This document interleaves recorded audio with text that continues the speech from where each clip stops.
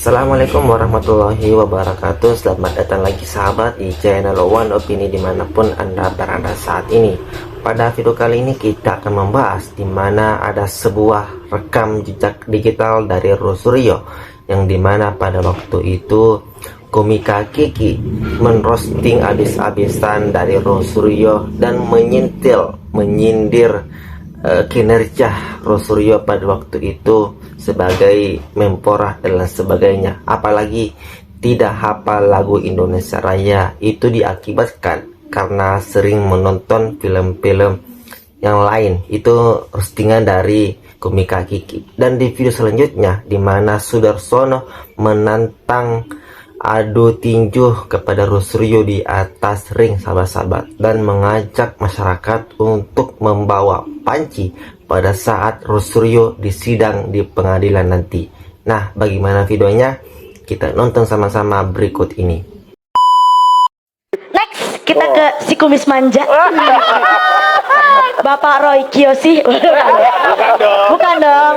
Bapak Kiyoshi lain dong. Lain ya. Giginya kayak kelinci. Oh iya benar. Bapak Roy Suryo. Yang kita ketahui bersama, beliau adalah seorang mantan Menpora, kemudian juga anggota DPR, tapi lebih terkenal sebagai ahli IT. Yang dulu kerjaannya adalah meneliti keaslian video skandal artis. Pak, sebelum diteliti pasti ditonton dulu dong. Oh iya. Dan satu lagi yang intrik dengan Pak Roy Suryo adalah ketika beliau tidak hafal atau salah lirik dalam menyanyikan lagu Indonesia Raya. Ya. Betul Pak. Kalau kebanyakan nonton video begituan suka merusak sel.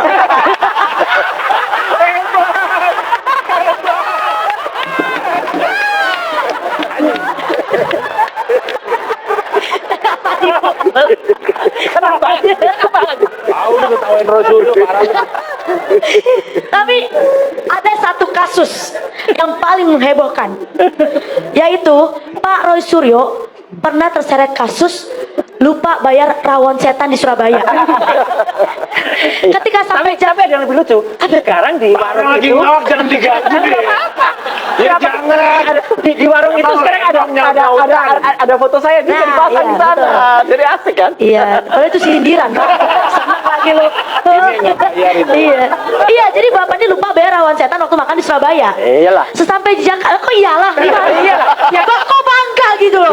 Gimana kita ngurusin kayak gitu kan ada staffnya lah gitu lah. Ini Perut sendiri aja lupa gimana perut rakyat.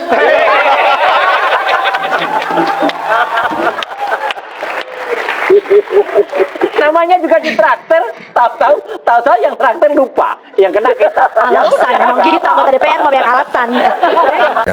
Mulut kotor seorang Roy Suryo, saya akan mengadakan gerakan moral pengumpulan 1 juta panci bodol kepada semuanya saja warga negara Republik Indonesia yang mendukung gerakan kami.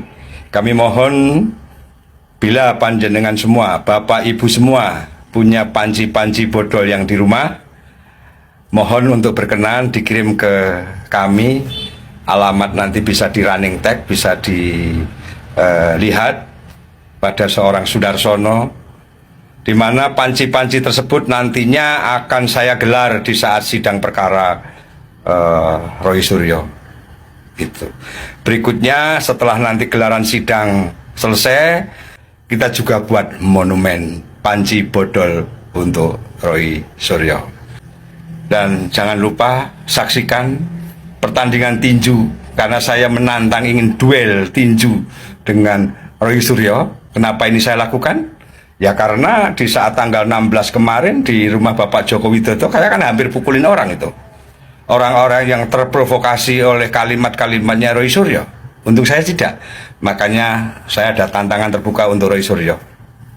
Kita duel di atas ring supaya tidak ada istilah kriminalisasi, politisasi, murni sesama anak bangsa. Tapi Roy Suryo punya pendapat yang selalu merendahkan Bapak Joko Widodo, saya Sudarsono yang selalu membanggakan Bapak Joko Widodo. Roy Suryo, Sur, tinggi badanmu sama tinggi badanku sama, umur kamu sama umurku sama. Kita duel tinju di atas ring. Sekarang kami para akademisi, orang-orang peneliti seperti ini istilahnya dilaporkan lah ya gitu ya. Dilaporkan, maka disinilah saya mengimbau Karena saya yakin juga pemerintah sebetulnya sudah sudah memirsa kami gitu ya. Dan sudah maka kami sampaikan di sini bahwa pemerintah harus hadir. Selesaikan ini secara beyond law, beyond science ya. Kenapa? Karena ini adalah aib dari negara kita. Ya, ini adalah aib, catatan sejarah yang sangat buruk bagi negara kita. Maka pemerintah harus hadir di sini menyelesaikannya dengan baik, dengan arif dan bijaksana. Sorry ya.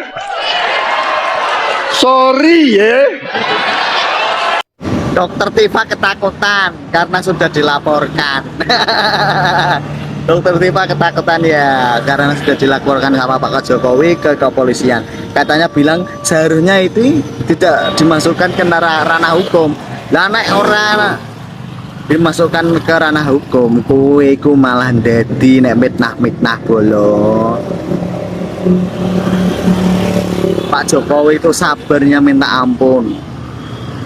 Kalau kalian itu udah bacot kebangetan, ya 1 Dokter Tifa, 2 Roy Suryo, 3 Amin Renges, 4 siapa? Tuh Pak Banteng, sama itu. Kenapa sih kalian itu kok dulu Pak Presiden diam, kamu masih ngoceh aja. Sekarang apa? Kamu ketakutkan, udah dilaporkan ke ranah hukum. Nangis kau sekarang. Seharusnya itu tidak dimasukkan ke ranah hukum. Takut ya, takut. Kok habis lempar batu kok sembunyi tangan. Iku jenenge wani silit wedirai. Beraninya cuma di belakang, di depan gak berani. Kelojotan kan kalian. Siap-siap pakai baju oranye ya, pakai baju COD Shopee. Alih-alih mereka mendapat dukungan dari Pak Prabowo, mendapat perlindungan dari Pak Prabowo masalah ijazahnya Pak Jokowi, statement Pak Prabowo saat pidato di rapat kabinet sudah mewakili masyarakat yang tentunya sudah muak dengan orang-orang yang selalu mempertanyakan ijazahnya Jokowi. Itu sudah sangat mewakili sekali. Kemarin tahu ya kalian semua bahwa mereka itu mengatakan, Pak Prabowo, Anda sebagai presiden harusnya memperhatikan dan memperlihatkan ini anak bangsa jangan dipecah belah. Dan terbukti Pak Prabowo membiarkan mereka itu sudah tepat. Biarkan mereka berbicara A sampai Z pun biarkanlah. Kita pengen lihat aja sampai mana mereka sekarang ini. Setelah Roy Suryo, sekarang giliran Dokter Tifa nih. Kita jangan panggil dia dokter deh. Biasanya kan dokter itu ngurusin orang sakit, edukasi tentang kesehatan. Ini kok malah ngurusin jasa orang. Nah, Tifa ini sepertinya mulai panik, ketakutan, dan sepertinya mau nangis teman-teman. Dan ini terlihat dalam sebuah videonya yang ini nih. Sekarang ketika kami para cendekiawan bertanya tentang sesuatu yang penuh kejanggalan secara ilmiah, kami dilaporkan oleh orang yang kami harapkan memberikan jawaban secara bertanggung jawab. Nah, denger nggak tadi Tifa ngomong apa? Mempertanyakan atau bertanya. Sekarang saya mau tanya sama kalian yang nonton video ini. Apakah selama ini gerombolan Tifa, Amin Rais, Roy Suryo, Egy Sujana, Rizal Fadila, dan kawan-kawan yang lainnya itu mempertanyakan, itu bertanya ijazah Jokowi palsu atau tidak? Ataukah mereka menuduh ijazah Pak Jokowi palsu? Setelah Pak Prabowo bicara di hadapan publik, ya merespon mengenai ijazah, ya tema-tema ijazah yang diluncurkan oleh para pembenci, apa yang terjadi? Panik kan semua. Nih kita lihat ya Pak Prabowo ngomong apa. Pak Jokowi berhasil 10 tahun, orang suka tidak suka. Masalah ijazah dipersoalkan. Oke ya, Pak Prabowo bilang untuk apa ngomongin ijazah, nanti lama-lama ijazah dia lagi yang dikejar-kejar. Itu kan sindiran secara keras dari Pak Presiden. Nah setelah itu Dokter Tifa merespon. Ya kita lihat videonya nih. Mempertanyakan dari sisi anatomi dari yang bersangkutan yang kemudian saya cocokkan, saya lakukan penelitian berdasarkan foto-foto dari ijazah yang beredar di media. Jadi ijazah yang beredar di Ini media. udah mulai panik. Dia mulai menyalahkan data-data yang diambil dari medsos, ya. Udah mulai panik tuh. Udah ada menyalahkan nanti pihak-pihak lain yang memposting ijazah atau muka atau video ya dari medsos, gitu ya.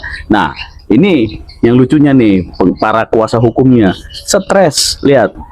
Kalau nggak percaya, buka aja TikTok sebentar aja, lihat siapa yang ngomong ijazah itu dipersoalkan, dianggap palsu. Buka aja YouTube, buka aja Facebook, buka aja Instagram. Wah, jutaan orang yang menyatakan ijazah saudara Joko Widodo Ya kan? palsu. Stres kan? Mulai Tapi menyalah-nyalahkan kenapa? apa? Hanya 4 Seluruh orang yang jutaan dilaporkan, Pak ya, Jokowi. netizen dibawa-bawa. Itu kalau mau tuh netizen ya, yang para pendukung-pendukungnya orang-orang pembenci itu ikutlah masuk ke penjara sekalian. Kalau mau tuh pasti nggak mau, pasti ditinggalin lah. Gitu ya. Itulah bentuk kepanikan lawan-lawan Pak Jokowi.